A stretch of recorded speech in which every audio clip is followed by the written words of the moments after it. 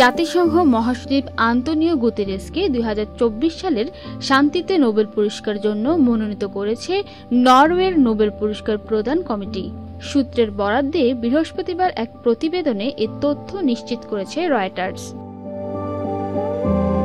আগামী 7 অক্টোবর থেকে 2024 সালের নোবেল পুরস্কার বিজয়ীদের নাম ঘোষণা করা হবে, আর শান্তিতে নোবেল বিজয়ীর নাম ঘোষণাও শুরু হবে 11 অক্টোবর।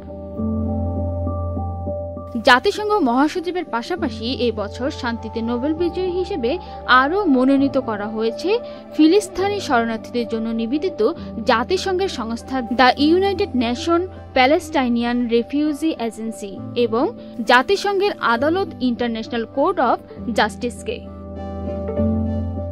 প্রতি বছর শান্তি, সাহিত্য, পদার্থবিজ্ঞান, রসায়নশাস্ত্র, চিকিৎসা বিজ্ঞান এবং অর্থনৈতিক এই 6টি খাতে বিশেষ অবদান রাখা ব্যক্তিদের বিশ্বের সবচেয়ে মর্যাদাপূর্ণ নোবেল পুরস্কার দেওয়া হয়। শান্তি ব্যতীত বাকি 5টি খাতে পুরস্কারের জন্য মনোনয়ন এবং প্রদানের ব্যাপারটি দেখভাল করে সুইডিশ রয়্যাল একাডেমি, আর শান্তিতে নোবেলের প্রার্থী মনোনয়ন ও পুরস্কার প্রদানের দায়িত্ব রয়েছে নরওয়েজিয়ান নোবেল কমিটি। সূত্র জানায়, এবছর শান্তি পুরস্কারের জন্য মোট 286টি মনোনয়ন জমা দেওয়া হয়েছে।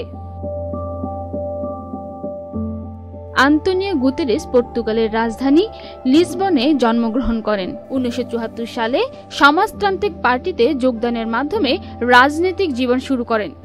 গুতেরেস 1974 এবং 1975 সালে শিল্প সচিব, 1976 থেকে 1995 পর্যন্ত লিসবন ডেপুটি ও পরবর্তীতে পর্তুগিজ জাতীয় সংসদে প্রতিনিধিত্ব করেন। 2005 থেকে 2015 পর্যন্ত জাতিসংঘ শরণার্থী বিষয়ক হাই কমিশনার ছিলেন।